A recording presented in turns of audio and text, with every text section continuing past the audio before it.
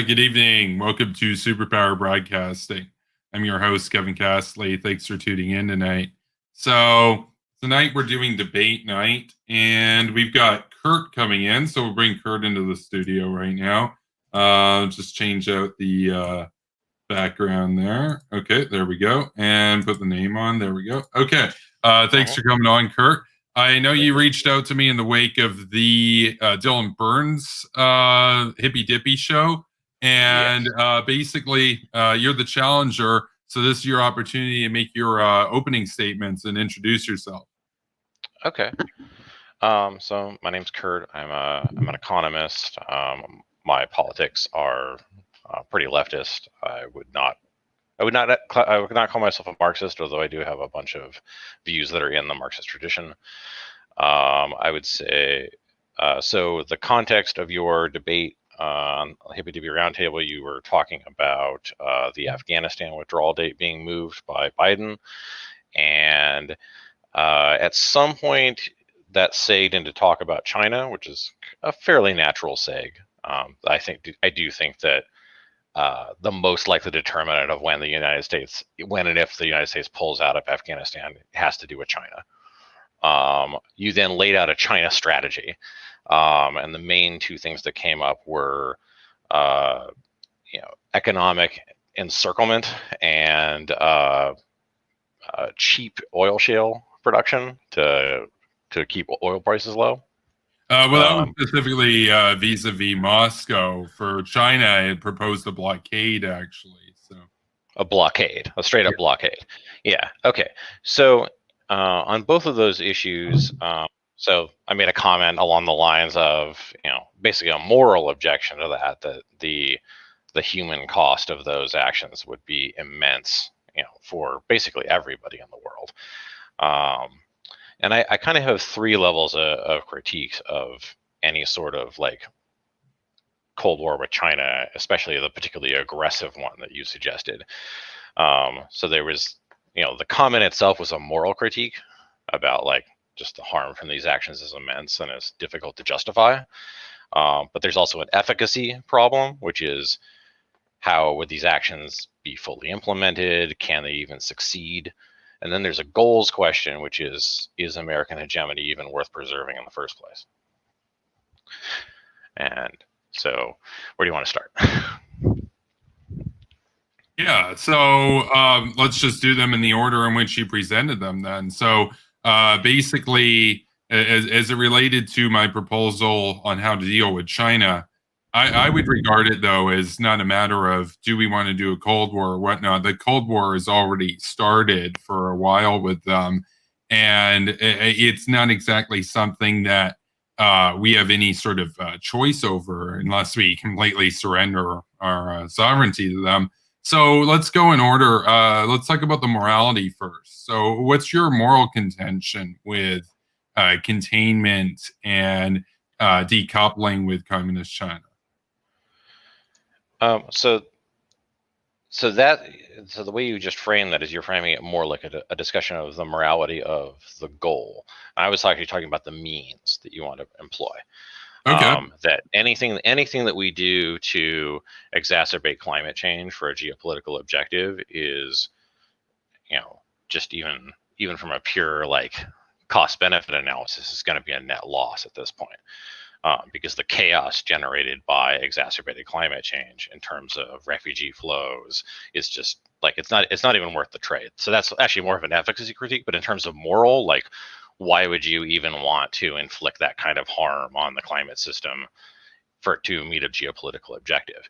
And then in terms of encirclement of China, well, encirclement, you're talking about harming global trade flows to a massive degree, which is going to have negative effects for essentially everybody, probably more of an effect on China than anyone else. But then, I feel we should care about the Chinese people too, and they have a right to achieve prosperity.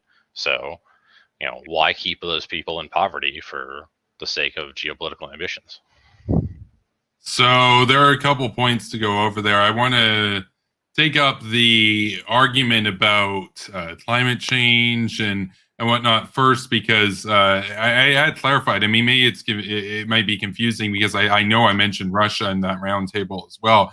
My policy on bankrupting Russia relates to saturating the world economy with oil and gas, because that's from which they derive 66 to 68% of their government revenues each year in order to fund their fascist state apparatus, their military, and even just the pensions and electricity for the elderly in that country. And so the best tactic to avoid a global thermonuclear war with Russia, and to end the Cold War with them as soon as possible, and thereby minimize the risks of even an accidental nuclear exchange with them, would entail 5-year Marshall Plan level saturation of the world economy with oil and gas. Now, that's specifically with Russia. I never really talked about that with China too much. China's a consumer. They're like a massively Yeah. net Okay, consumer that's of, fair. Yeah, I think yeah, that's right. It seems like a strategy that would only work against Russia. And there's also some debate about whether Russia will continue to be a rival instead of an ally of the United States, long run. yeah, I don't think that America Certainly and the Trump Russia. administration signaled that they might go that route, especially if Europe started to slip away from Western alliances. Yeah, so Trump owed For a example, if lot of Europe money. were to more Yeah, align itself with Trump owed a lot of money to the Alpha Russia, would Bank, then Bank, other oligarchs in Russia. His own son admitted it. So as far as I'm concerned, I don't really take the opinions of those that owe hundreds of millions of dollars to Russia seriously on that, or impartially. So, but we can get to China. So, like, I'm not a Trump supporter or anything, but on China though, you mentioned the morality, and I mean, yeah, in terms of the means of it, that gets into the efficacy, and we can go into the efficacy. But I did want to talk about the morality specifically. So, you take a moral issue with the West taking a moral stand against communist China, their slave state, their genocide, their borderline totalitarian system, but at a minimum, I think we could both agree authoritarian system. Could we not? Like, you're not a fan of the CCP, right?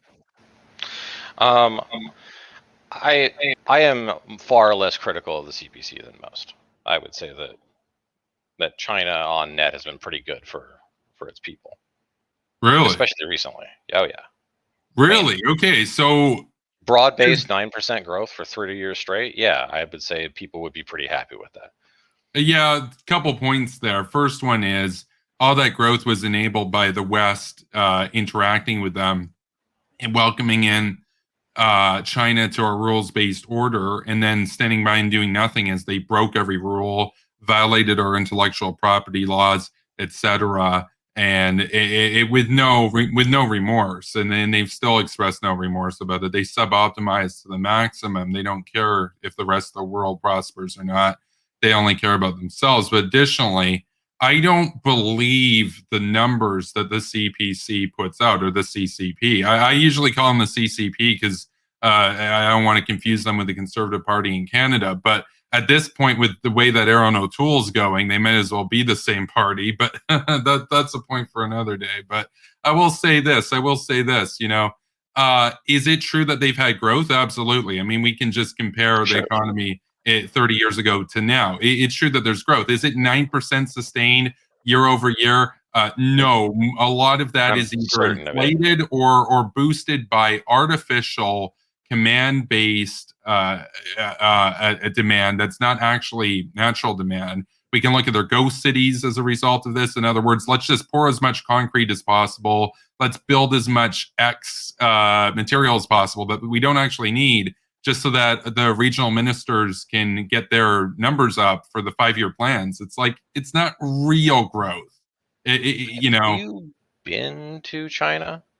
I've not been to China. Have you? Yeah, I have. It's getting increasingly wealthy. It really does look more and more like a developed world country.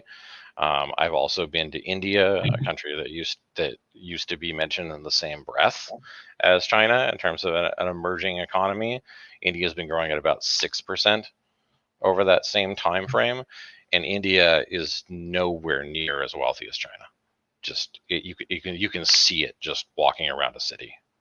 It's just plainly obvious. Yeah, but India has freedom, and one of the reasons why India is not as wealthy is because for the longest time the West didn't have much of a substantial interaction with India. India was a more or less aligned, even though they were officially non-aligned movement. They did far more of their trade with the Soviet bloc than China, which was not since 1990. I'm talking about since 1990. Yeah, but the thing is, when you compare trade numbers to China versus India, the Western powers do, like, I think it's something like 10x more trade with China than India. So you can say, oh, the Communist Party's done a good job, but it's like, yeah, but they only that money is only there because of Western participation. If we said enough is enough, they would go bankrupt. Like, they wouldn't be able to survive even 5 years without being able to trade with Europe and North America. Who is we? Like, are you talking about, like, because there's quite a lot of countries that do want to trade with China and would not be happy with an encirclement problem, with an encirclement strategy. I think it would be very difficult to actually pull off said strategy.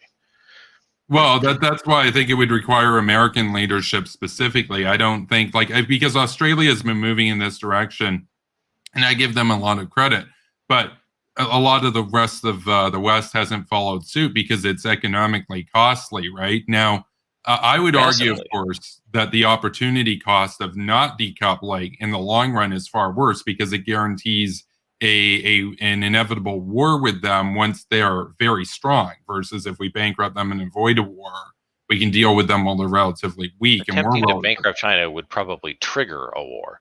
That's the concern. Well, I'd rather do a war with them now when they're weak than wait until they have 8,000 nukes and the equal number of naval capacity. So, well, I mean, the likelihood of a direct hot war between two nuclear powers is low in general, but because nuclear weapons are the only kinds of weapons that actually scare politicians.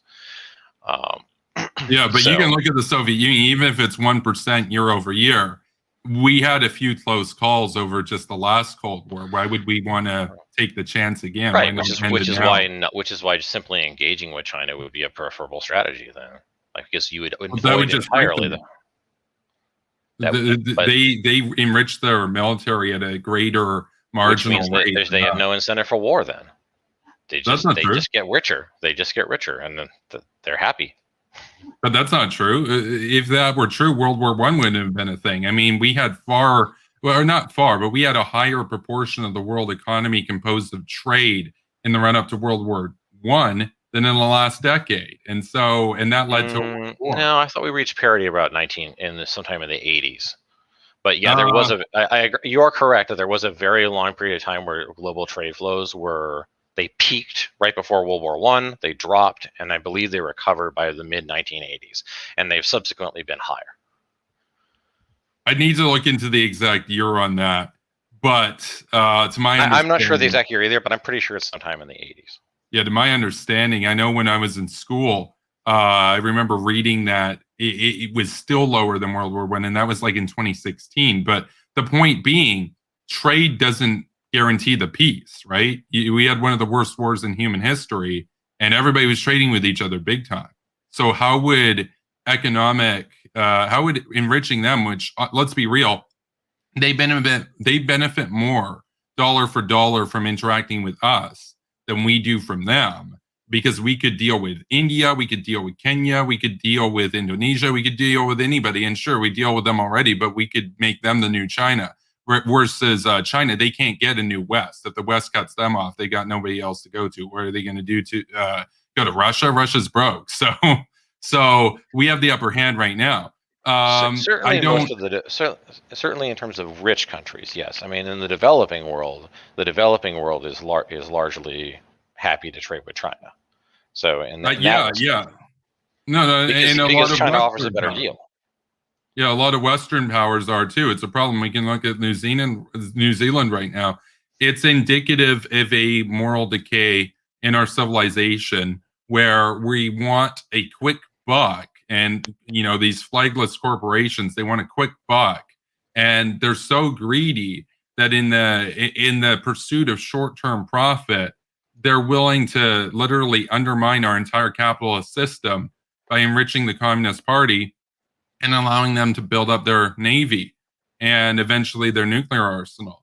I don't understand this idea that we can enrich them and let them get up to a level of military parity with us and not expect them to keep growing or to act on their ambitions, which they've already proven is to have total hegemony over Eurasia and eventually the world. So, why do you have this faith that they won't screw us over? Well, I mean, I think it's more that Chinese hegemony is at this point likely inevitable, short of a level of brinksmanship that would be horrendously destructive, like actually blockading them, like basically provoking nuclear war, or like the scenario you describe. So, Yeah, it wouldn't I'm not willing to kill the world to preserve American hegemony. That's just not worth it. How would that kill the world? Even a nuclear exchange with Russia. Russia has 20 times as many nukes as China does, Kurt. And the Pentagon even admitted that only about 1 out of 14 people on the planet would die if Russia and the U.S. had a war. I'm not advocating for 1 out of 14 people. That's immense. But you just like, said kill all the world. That's like 100 coronaviruses in a single day. Yeah, well, China has 300 nukes, not 8,000. So it wouldn't even be close. Like, it would be over very quickly. America would win, by the way. I mean, right? But you're talking about okay. So you're like, well, let's push China until we mass murder 1 billion people. Well, no. I don't think it would lead to a nuclear war. I don't. I mean, now there's. I don't think they would want to fight that either. But which is why there's not really a problem, right? No, but there is a problem. It's the same problem that we saw in the run-up to World War II, where you had an ambitious expansionist power in Asia that eventually their US got up to them. No, I'm talking about Imperial Japan. That eventually their ambitions caught up to them, and it brought them into a conflagration with the United States, vying over securing resources in Asia. They took a gamble, and it didn't work out for them. How do we know that China won't take a gamble in 30 or 40 years when they're ready, and it might work out for them? Like, because I'm concerned about the preservation of the Enlightenment and the West into perpetuity. I'm not really concerned if it costs some money for the next 10 years or if it's disruptive. I want to disrupt things. We've been going down a very dark path, and it's very troubling to me that to see the neoliberal status quo so in bed with the Communist Party in order to make a quick buck.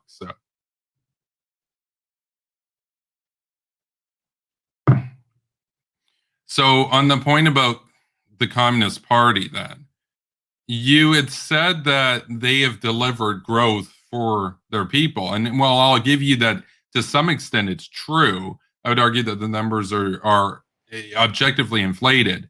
Hitler also delivered growth for the German people. Would you disagree with that? Yeah, a little bit. Nothing near the track record of the CPC. Well, because Germany was in a really bad financial state in the 1920s, and the Nazi Party, they did bring them out of a recession to some extent, or a depression to some extent. Yeah, a little bit. I mean, a little bit, and so is the CPC. Like, I'm granting you that they've built infrastructure and stuff. My point is, at what point do you say, I'll take freedom and morality and human rights and democracy over my growth, bro? Well, I mean, it's also arguable exactly how free the United States is, given our massive prison population. Oh my God! Wait, dude, you sound like a libertarian right now. I'm just gonna keep it real. You say you were economic leftist, right? Because that's the exact same argument that the libertarian bros made to me. So, and they're right. They're right. I mean, it's one of the rare instances when libertarians are right. Which, I mean, the United States has a massive prison population. And if you break the law, you go to jail. That's true in any country. The U.S. just has a lot of people. Like, the U.S. is the crime. The arrest and prison incarceration rates. It's not more people. I'm not talking about the absolute numbers. I'm talking about the rates. Okay, a much higher percentage of Americans are in prison. A much higher percentage of Americans get arrested. A higher percentage of Americans commit crimes. So, like, you understand, justice is conducted on an individual level, right? There's not just like some conspiracy of, oh, we need to have the most people. There's no systemic racism in America. There's no like system geared to target particular neighborhoods. That's not like a basically endemic problem that goes. Wait, you're being sarcastic. You're actually being sarcastic. Like you're doing. No, I'm being quite serious. That is in fact actually what is occurring in the U.S. The U.S. is basically anyone not white in America. You're arguing that the U.S. is systemically racist. Yes, the United States is. If you are not white in America, the United States is a police state. How do you explain then that roughly twice as many? Well, actually, it's not even twice as many. It's a little bit more than that. That twice as many whites have been shot by cops this year than blacks in America. If it's systemically racist, how do you explain that? And black people are what, 13, 14% of the population? They also commit more crime, though, proportionately. So it works out to a similar rate once you factor in. Neighborhoods are also more heavily policed because they commit more crime. These are poorer neighborhoods, and why are they poor? Because of systemic racism. The white neighborhoods that are poor are also policed, right? I mean, not to the same degree.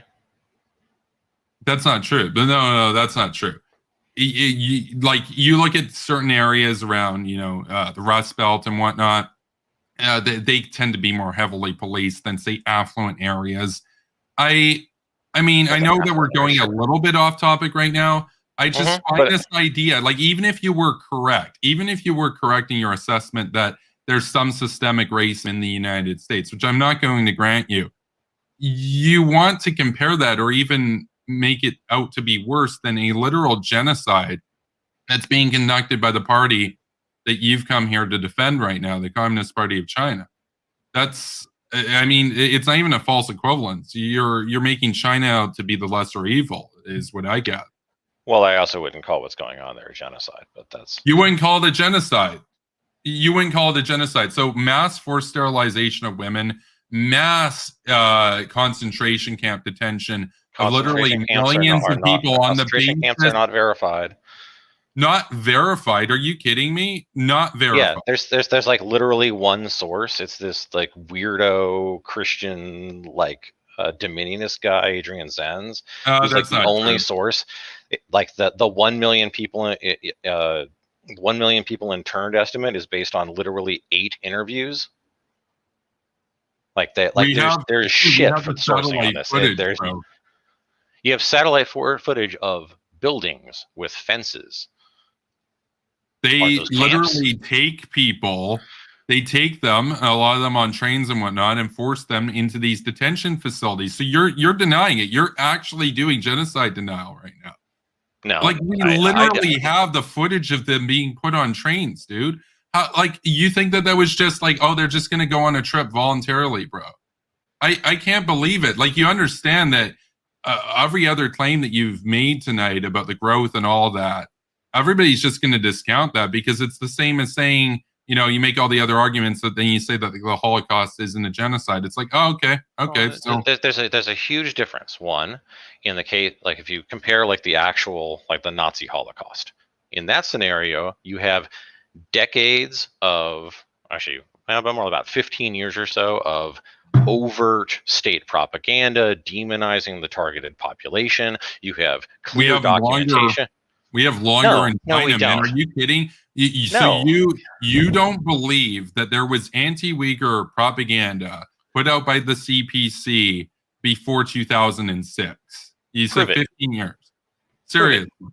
They have been for decades harassing Uyghurs and trying to get them to comply into the hegemony of their Han communist system. They're a recognized minority. They have local autonomy. So were Ukrainians in the Soviet Union under Stalin. It didn't mean he didn't do the Holodomor. You deny the Holodomor too? Official minority status doesn't mean shit. Actually, I do deny the Holodomor as well. I do not think that was a deliberate famine. Wait, dude, wait, That's not even particularly controversial. wait, Right? The what do you famine mean that? happened. Wait, hold on. That's not even particularly controversial. Hold on. There are plenty of historians who doubt that there was a Like Peter deliberate attempt to Coffin kill or some people. shit? Like, No, well, this is fact. I mean, it was the kulaks themselves who destroyed most of the land and the cattle.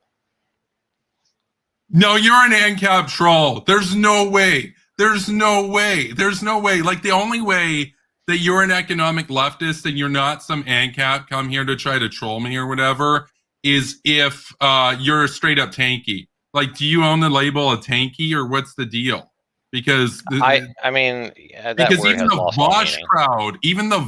crowd would call you a fascist or something, and they're far left. Well, yeah, but I mean, Vosh kind of sucks on a lot of issues, but yeah, I agree. But I'm not a leftist. I'd say Vosh kind of sucks on a lot of leftist issues. Particularly, he just buys a lot of State Department propaganda on these issues. Wait, he's pro Hamas. He hates Israel. What State Department propaganda? I don't know if he's pro Hamas. Have you seen his content lately? But he's anti-Israel, which I think is a reasonable stance. Israel's an apartheid state. Wait, oh my God, there's so much to go over right now. Holy shit. No, like, apparently I broke you. Okay, fair enough. No, you haven't broken me. I've dealt with trolls before. I'm not trolling you. I'm giving you my honest opinion. No, I know there's a chance that you're not trolling, in which case it's disturbing. I'm just trying to figure out where to start because, to my recollection, you've denied the Uyghur genocide, denied the Holodomor, said the kulaks basically brought it on themselves. Okay. No, I'm saying the kulaks were protesting the collectivization of agriculture, and they were the ones who destroyed the cattle and much of the farmland, and that's why the famine happened. Now, you may argue that that's sort of indirectly caused by the collectivization because they essentially revolted, but that's not a deliberate genocide because, oh my God, because the Stalin's government didn't want them to kill all the cattle, right?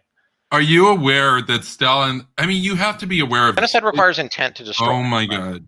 Are you aware part of the Stalin definition literally sent in the Red Army with tanks to requisition the grain from the kolkhozes? You're talking about the kulaks. Never mind the fucking kulaks. Yeah, was it true that some kulaks, whatever you want to call them, that they hoarded grain and bread and stuff, or even at times burned it rather than let the communists get their hands on it?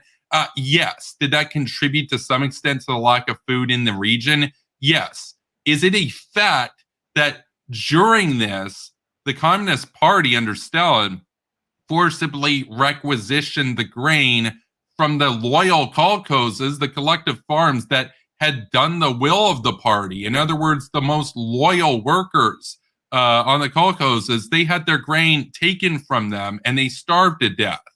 That was a genocide enacted by Moscow against Ukraine. Like, there's no way. There's no way. You're trying to blame that. I'm not familiar with that specific incident.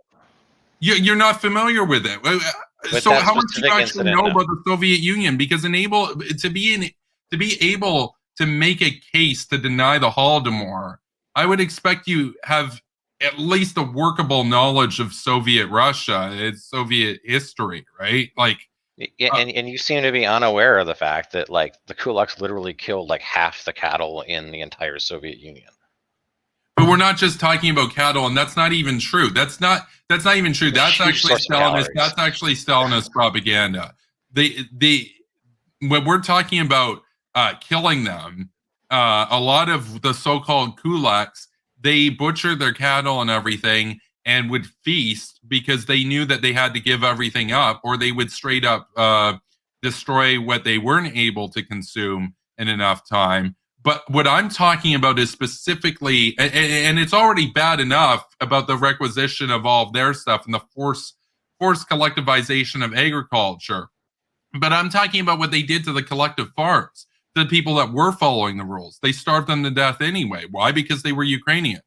Stalin hated Ukrainians. Like, I'm going to need a source that it was the so-called kulaks that did the Holodomor. That's whack.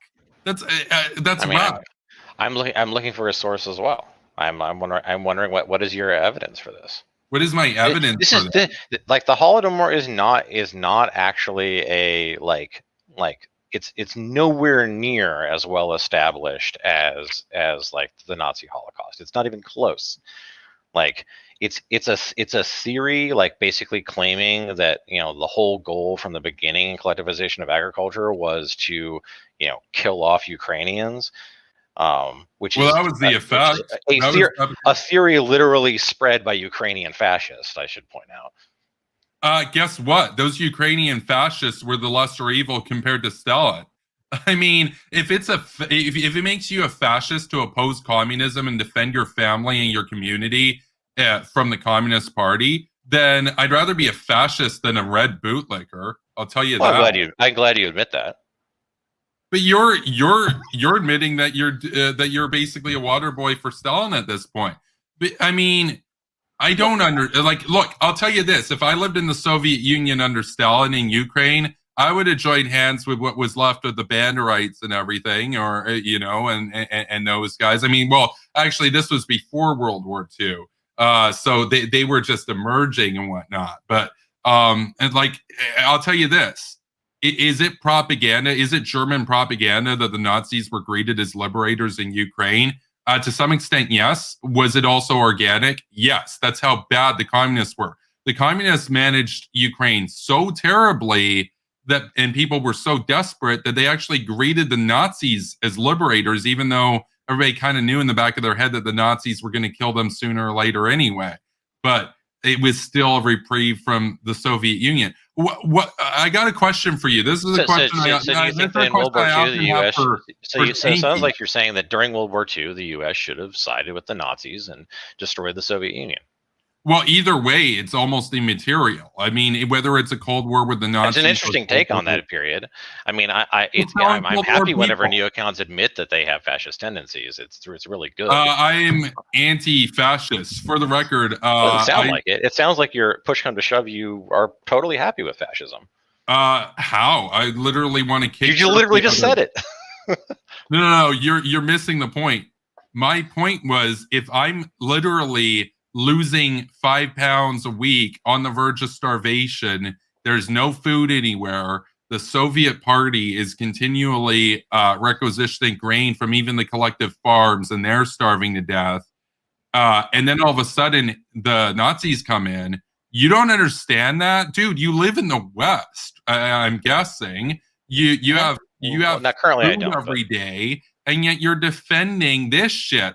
What I don't understand, and this is my question for all these tankies, because I don't really get too many tankies that actually have the courage to debate. It's usually anarchists, libertarians, right-wingers that tend to have the courage to debate. But now that you're here, I got a question for you. What do you get out of this? Like, is it edgy? Like, does it get your heart pumping to defend brutal genocide? I just want to have the correct view of what actually happened.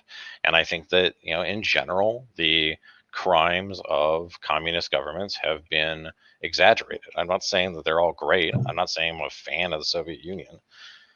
I'm just saying that the Soviet Union's crimes were deliberately exaggerated in many cases. Yeah, I definitely think that's the case with China and Xinjiang, where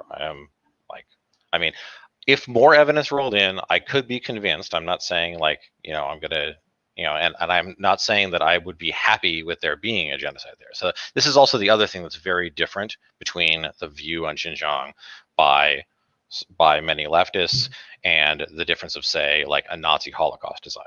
Because if you talk to those kind of people who deny the Nazi Holocaust, they say, yeah, 6 million Jews didn't die, but it would be fine if they did, right? No one's saying that on the left. No one's saying it would be fine if there were lots of people whose lives were totally destroyed in Xinjiang. We're just saying that's not actually occurring. That's not true. I've literally watched tankies that say that they deserve it, basically. I have never seen troublemakers, that they're terrorists, that they refuse to follow the party, right? That they're Muslims, that kind of thing. There's a lot of that, actually. So this is actually a nice parallelism to how the U.S. responded in its war on terror, in that yes, you will get some amount of people who are going to say that there's like this huge, like, endemic problem with radicalism in the Islamic world, and that sort of rhetoric is to some extent creeping in China's war on terror as well, and that is definitely problematic. No question about it. And I do think that China has probably compelled more people to go through the training programs than is actually necessary. They've probably cast a wider net than they should have. But in terms of like what they're doing, having people take some classes and get a guaranteed job is considerably less shitty than, say, blowing up Iraq and wrecking the lives of Oh my God, we can't debate the Iraq war tonight. We could do a separate debate down the road on that. I think you must be aware of my position on the Iraq war, right? I imagine you're in favor of it. Yes. I mean you're a self-proclaimed neocon. I assume you're in favor of it. For 18 years of the light exposed on the brutality of that regime and their weapons of mass destruction, their genocide, their wars of aggression, etc. I mean, by all metrics of sovereignty, they forfeited everything. I mean, no matter how you want to cut it, harboring terrorism, invading their neighbors, genociding their own people, using chemical weapons. I mean, and you would want to keep a lot of what you just said is debatable, but regardless, the cure was worse than the disease. The cure was worse than the disease. Was the Kuwait invasion debatable, bro? Was the Kuwait invasion debatable, bro?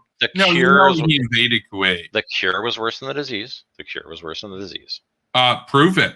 20,000 people died liberating the country. He killed 20,000 people on average in 6 months of his rule. So if we kept him in power for another 6 months, he would have killed more people anyway than the operation to remove him from power. So, like, would you rather live in Iraq?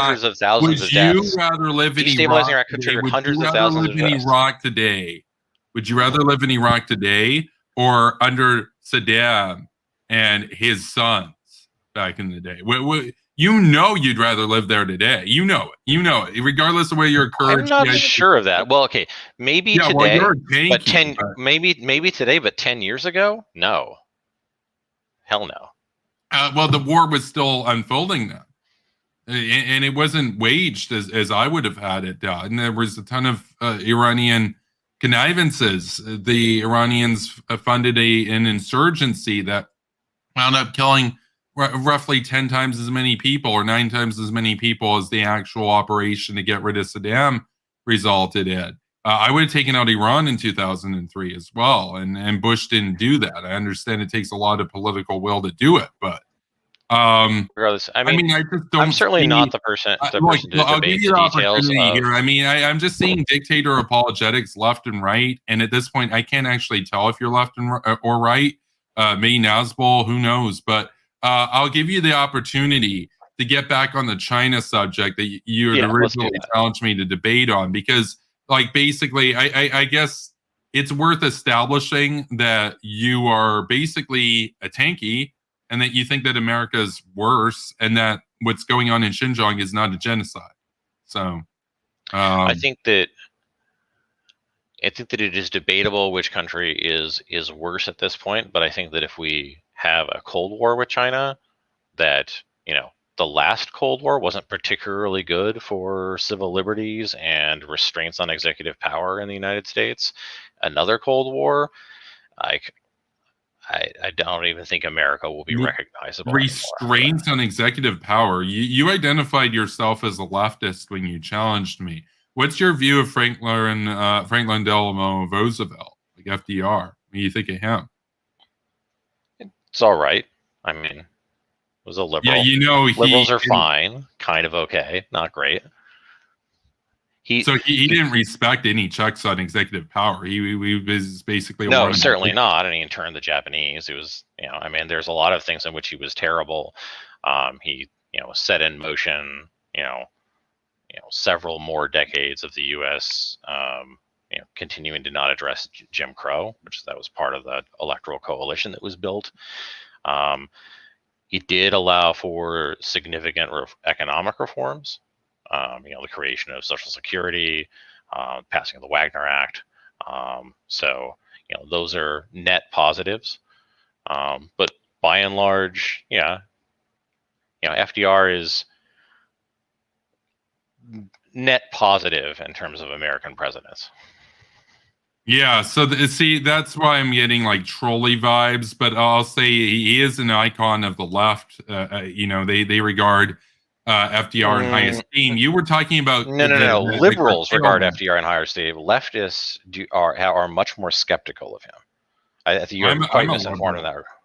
I'm a liberal. Right. I'm a liberal. Do you hold him in high esteem? No, I consider him a Stalin apologist. He wrote beautiful love letters to Stalin. He was the Trump of his. I mean, certainly his administration was happy to ally with the Soviets for purposes of the war, but over the course of the war, he admired the 5-year plans well before Hitler invaded the Soviets, right? Yeah, but they also cleaned the FDR administration out of all of the people who were particularly pro-Soviet over the course of the war, so that by the time you get Truman, that's why they got rid of Wallace, right? Because he was too pro-Soviet. Yeah, well, FDR, in terms of his consolidation of power, he was basically he basically was president for life for all intents and purposes. I mean, that's why I find it funny if like leftists or whatever that hold FDR in high esteem. I'm not saying you, but in general, ever talk about executive power or authority. It's like if you're a fan of FDR, you don't get to talk about that. But I'll say this. We're off topic right now from China. Yeah, let's go to China. I will say this on the China thing. Let it be known that to everybody watching tonight, that somebody who denies every genocide that we've gone through, basically, with the exception of the Holocaust, but the Holodomor came up and you denied that. The genocide underway in Xinjiang, you denied that. It turns out that a genocide denier likes the Communist Party and approves of their economic record. That should speak volumes, and that should make a convincing case to everybody that at the end of the day here, that if you want to be pro-China, that's what you're signing up for. What I'm going to say here is that basically, given the direction, the extent to which this has been derailed, the degree to which you've engaged in bad faith characterizations, I'm going to conclude here that you are a troll. And so I will say, I do not respect genocide deniers. And as far as trolling with that's absolutely disgusting. So I'll say this: if you're not a troll, if you want to discuss in detail the Xinjiang genocide, I'll say this: if you are a troll, then I will absolutely regard that as bad faith. Disgusting, basically making a joke of these genocides. And if you're not a troll, you're a morally repugnant piece of shit. And so I don't see anything else productive coming from this. So we are going to wrap this up right now. Unbelievable. So I will see you in the post show to the audience.